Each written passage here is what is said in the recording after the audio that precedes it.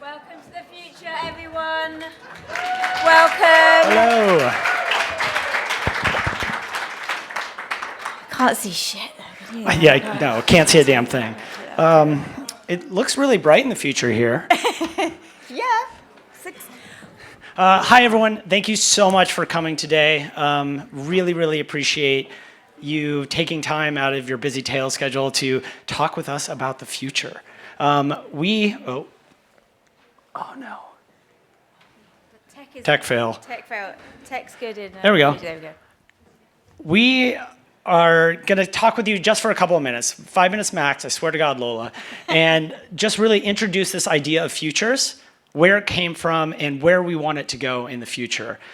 Really, this is a provocation for you all to think more about this industry, to think about our communities and where we're going. So much of Tales thinks about the now and where we've been, but really we're looking for where we're going in the future. So if you could all just indulge me for a moment, close your eyes. Think about where we are right now in 2025, where we are as a community, as a world, as an industry overall. What have we done over the last 5-6 years? So much has changed, right? Now pause.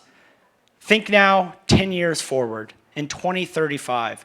What does the world look like? What does the industry look like? What do cocktails look like?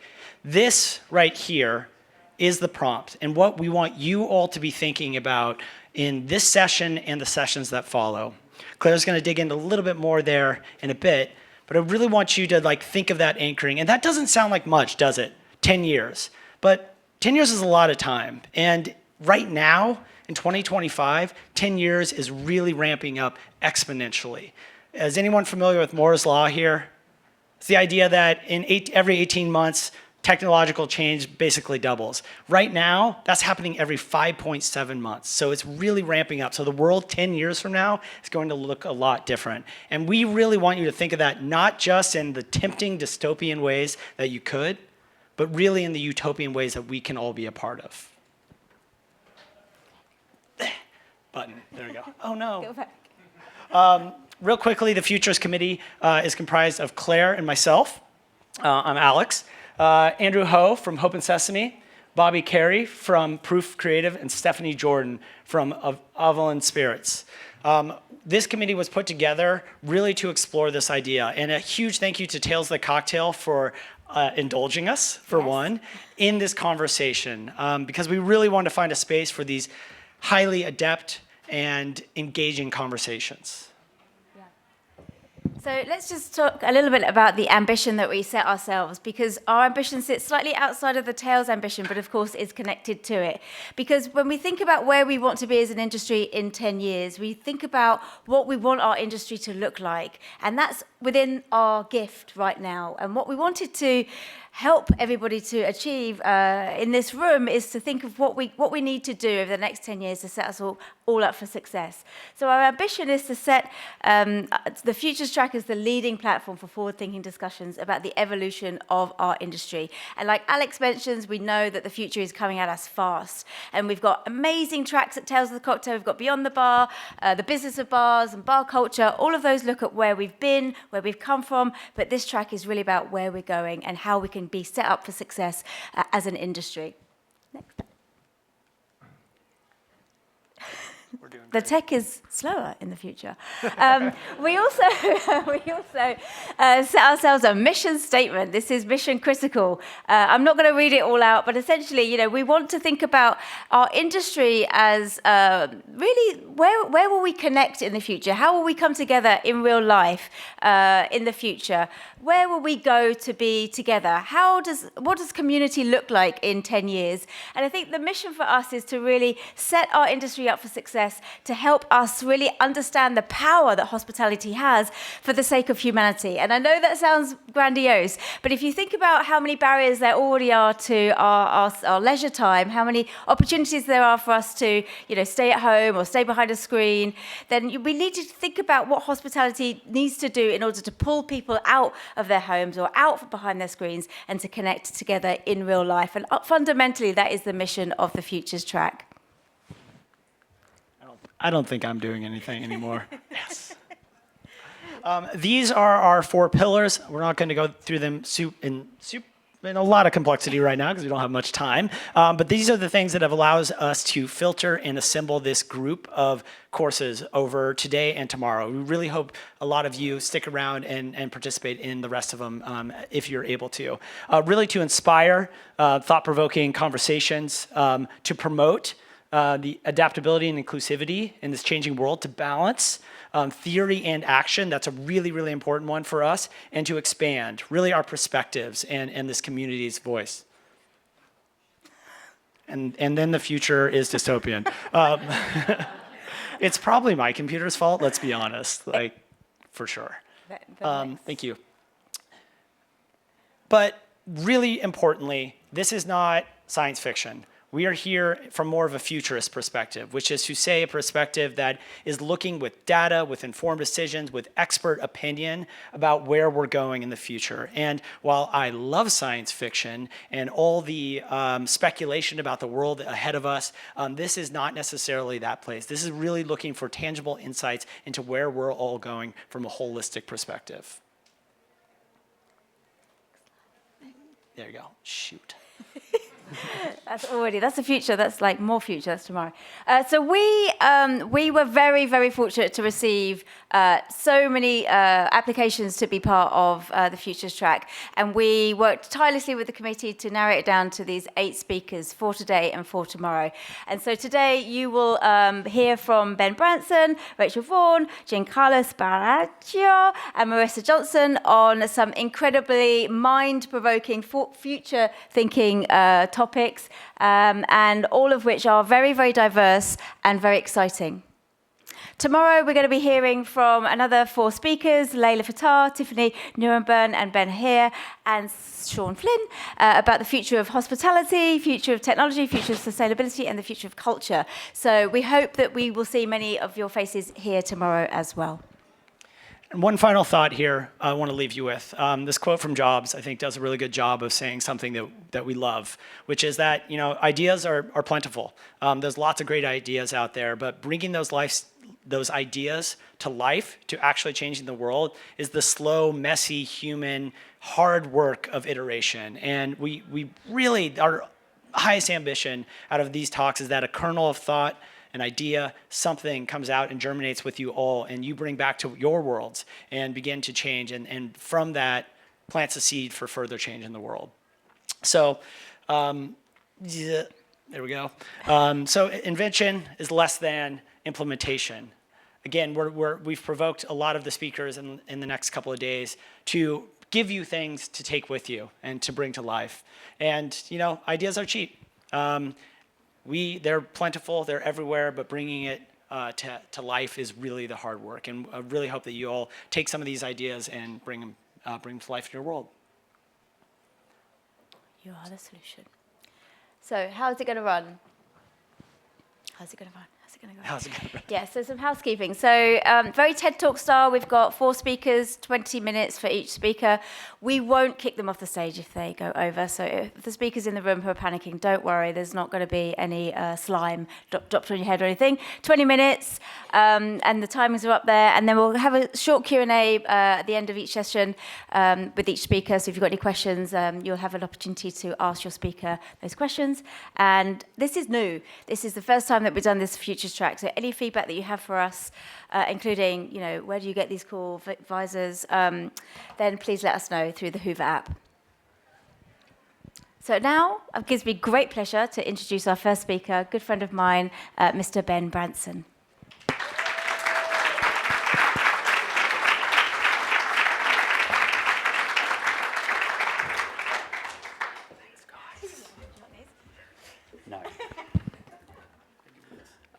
Yeah, I will take that, actually. So I'm going to bring us slightly back down to earth and talk about trees. Let's see. So hands up, and I know loads of you, well, hopefully some of you responded to my ridiculous question, which was, what is your favorite tree? Hands up who loves trees. Good, you're in the right room. I really, and I am going to swear, because I fucking love trees. I don't have long enough to tell you everything I know about trees, but I know a lot about trees. let's see how we go.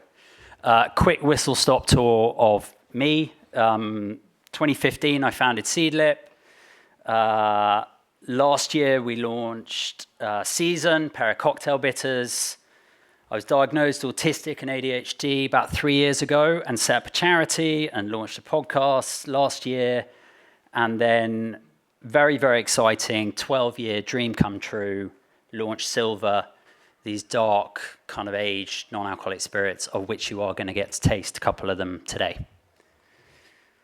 Let's start with some facts. I know we like some facts. I do anyway. That's me walking in the woods, where I actually prefer to spend most of my time, no offense.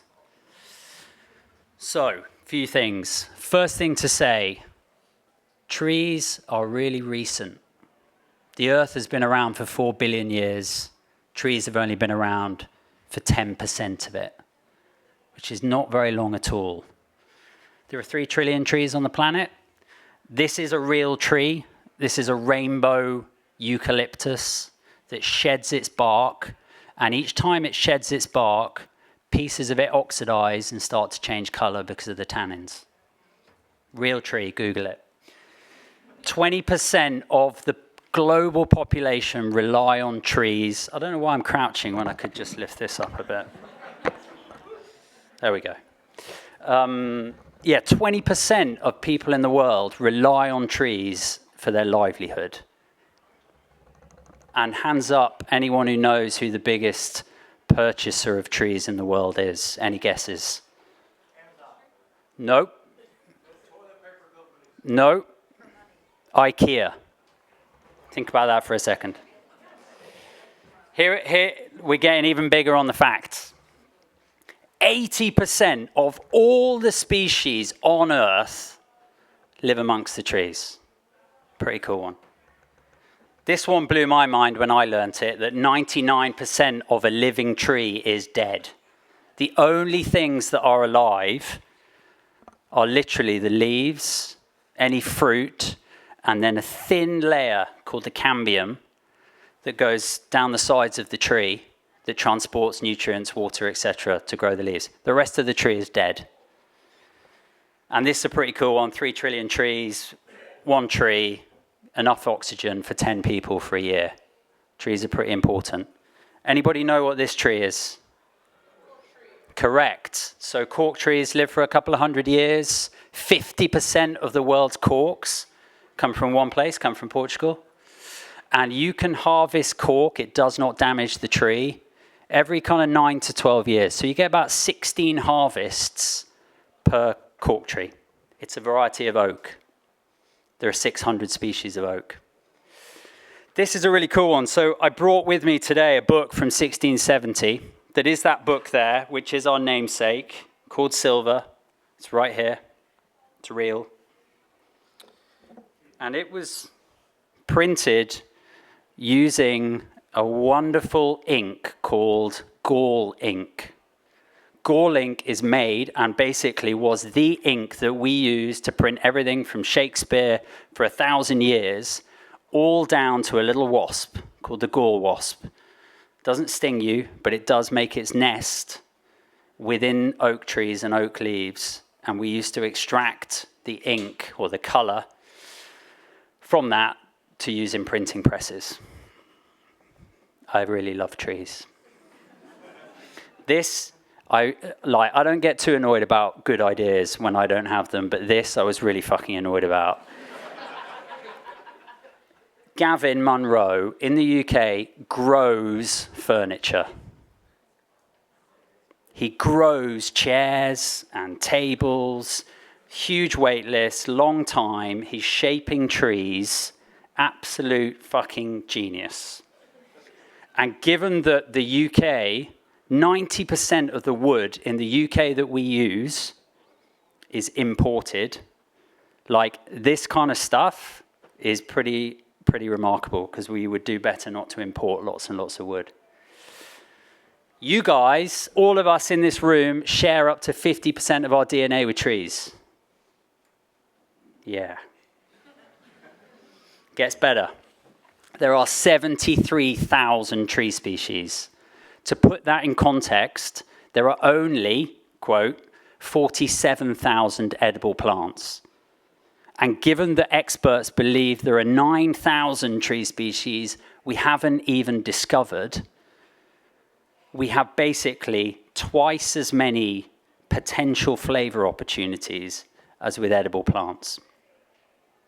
There are 1,000 kinds of eucalyptus just in Australia. And they are so full of flavor. I'm going to hand round that you can, while you listen to me waffle on, some elm that I'd like you to smell.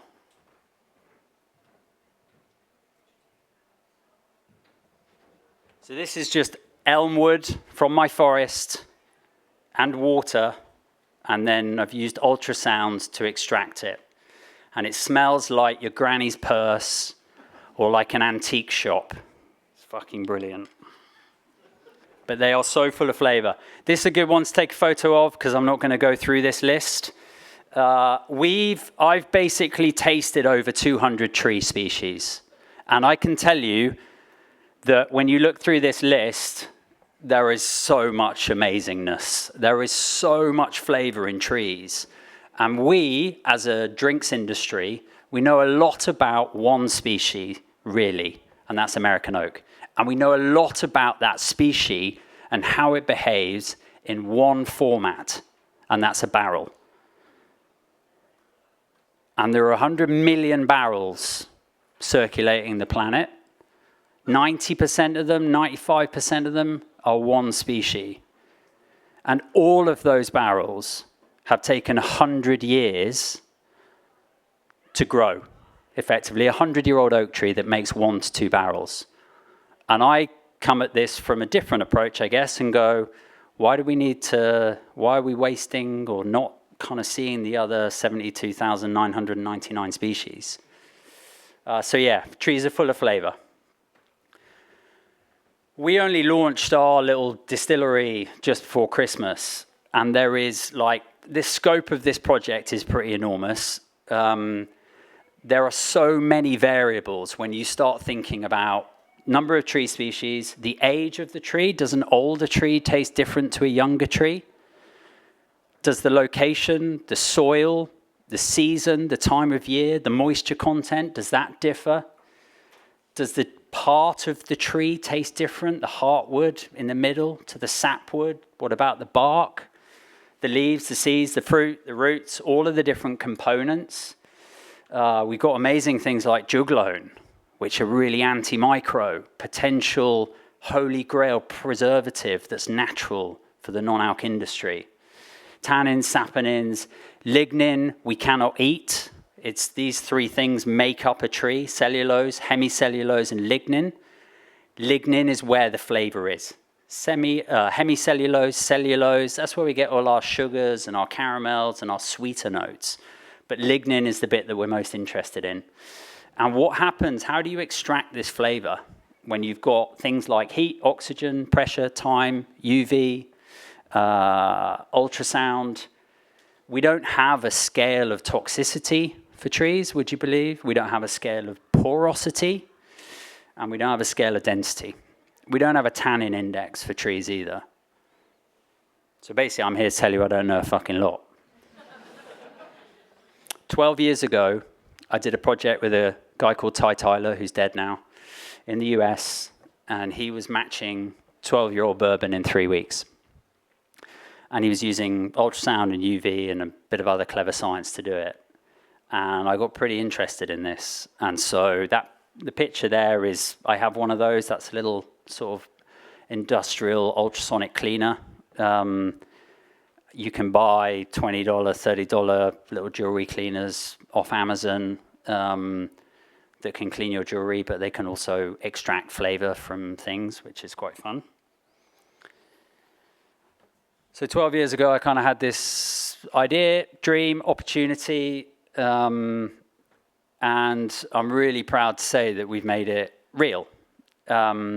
So this is where I live, not in there, but just nearby. This is our distillery. Sylva is the old English word meaning of the forest. We are taking wood and grain from our forest and our fields and making aged non-alcoholic spirits. I really want to celebrate trees because if you haven't noticed, I do really like them. We want to make the best and not the most. That's how it breaks down. We have a grain room, a woodshed, our sonic room, and our little distillery. Another one to take a photo of. This is the kind of kit that we've got. We are going to extremes in service of trees. You can drink this liquid neat, which is great. You can make it into a highball. It doesn't taste like whiskey, just heads up. We're stocked in some really amazing places. We do 4 limited releases a year. One of the ones you're going to try is already sold out, so you can't buy it, unfortunately. And the second one is available. And I'm going here tomorrow. So I'm flying to upstate New York to go see a man about a barn, where I believe in a global, local opportunity for production. And the US has 881 native tree species. Bags of flavor, bags of opportunity, amazing cereal. I don't know why I'd want to make that in the UK and send it to the US when we could set up a little distillery and maturation lab amongst the trees in an old barn. So let's taste them. The redder one, the one on your left, is Sylva Padauk. Kind of sweet, chocolatey, roasted peppers. This is on a malted rye and an unmalted rye base. Yeah, but should be pretty grown up. Slightly warm on your throat, maybe a little bit behind your eyes. Some people might cough. Don't worry about that. That's Padauk. So we launched that just before Christmas. Padauk is this amazing, we don't use any caramel. There's no artificial colors here. Padauk is this red wood that kind of extracts like roasted peppers and seaweed. And then this is ex-Buffalo Trace cask. It's olive wood and then red oak from our forest. There's some good coughing, sir. Thank you. Makes the eyes go and then everyone laughs a bit. It's good. And the next one is Silver Hazel, so much closer to home. This uses 3 British native trees from our forest. English oak from a 600-year-old oak tree that we have. Silver birch and hazel on an unmalted rye distillate base. And this is much brighter, greener, more kind of like fresh cut wood, but still with a bit of warmth and plenty of depth and length and character. Okay. I'll take that. Thank you. Thank you. Thank you. This is the last slide, but then I do want to just show you who has a great book called Be More Tree, by the way. I just wanted to, you can take a photo of this if it's helpful. I don't know if there's going to be a way of sending it around to people. I mean, I could talk about this shit for like the half a day. But there's some amazing people to follow. Most of these are in the US. There's a couple of links on ultrasound, some great documentaries, although there need to be more. Full Grown is the guy that grows the furniture. Justin Davies, don't know if you've come across him, makes ice cream, wood-flavored ice cream. He's in the US. And have I got Brian Nash? Oh yeah, Woodcut, my favorite book. The most stunning book. Hopefully that elm has made it somewhere. I didn't give to you, but we distilled some reindeer moss from Scotland.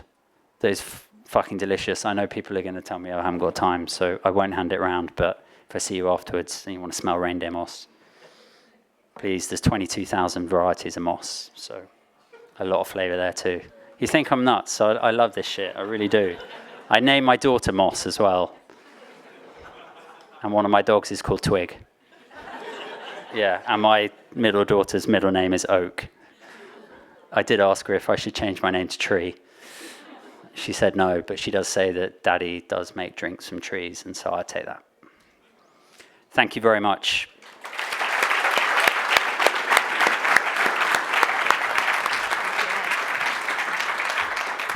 Do Do you like trees? Yeah, a I little bit. love it. Does anyone have any questions for Ben? Yes, I love this. Hi, Nicola. How's it going? I was just wondering if you spoke at all about toasting versus charring versus new oak as well, and working with all of these different species and what the results are. Oh yeah, so lots to say on this. So we've got moisture content's really important within wood, and so we need to. I'm not even going to fucking go down moisture content. Let me talk about what you actually asked. So we have 2 ovens and we have a vacuum kiln. We know that we can hemicellulose and cellulose are amazing when you basically caramelize them. So the longer we roast, we do slow roasting in the ovens.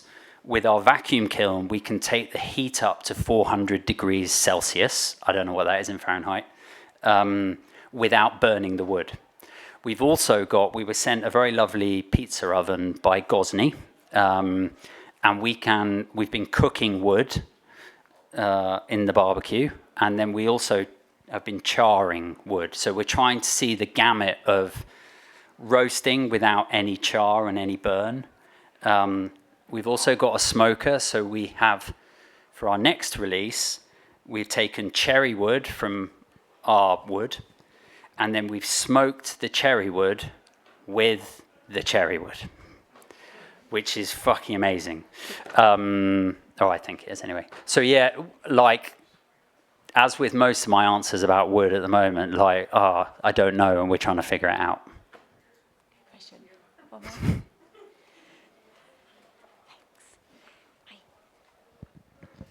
Hello.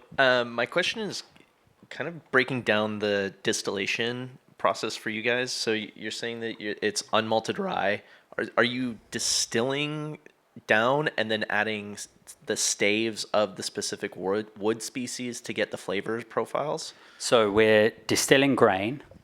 We're then adding that distillate to a keg with our blend of wood. We are then using food-grade oxygen to both create a really high oxygen-rich atmosphere within the keg, which is brilliant. And obviously we know that's how barrels work in terms of that contact with liquid. That puts it at about 20 meters under sea, under pressure. And then we are putting that keg into industrial cleaning machines that use heat and ultrasound in like a water bath. And we are basically pummeling the shit out of that wood for days and days and days. That forces mini little explosions between the wood and the sonic wave called cavitations. And this basically is creating these mini little explosions to extract the flavor, the color, the tannins, the organic compounds out of the wood. Then we will filter basically the wood out, and then we've got our base liquid, a little bit of dilution, good to go. Thank you. One last question for me. Don't tell Lola. So it's 2035. What do you hope that we're seeing on the back bars now that we've explored all these varietals of wood? I want everyone to taste the trees. So I'm like, I want someone to find a way for us to be able to eat wood, because I think that could be interesting. If we can take the lignin out. I'm interested in fermenting wood. I'm interested in the world of insects and species that live around the wood. I want, little sonic machines in bars, restaurants. And for us, I cannot taste 73,000 tree species on my own. We need to help. We need to all help, right? Yeah. So. Yeah. Yeah. I need some help, guys. In more ways than one, maybe. Ladies and gentlemen, thank you so much, Branson.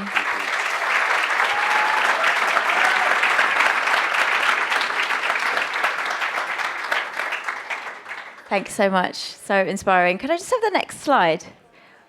So I can see who's next. Because I'm hoping the speaker's in the room. So I think it's Rachel, right? Rachel, yes!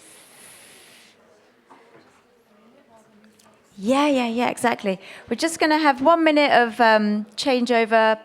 New people coming in, other people leaving. So give us 1 minute. Clear the decks as well a little bit.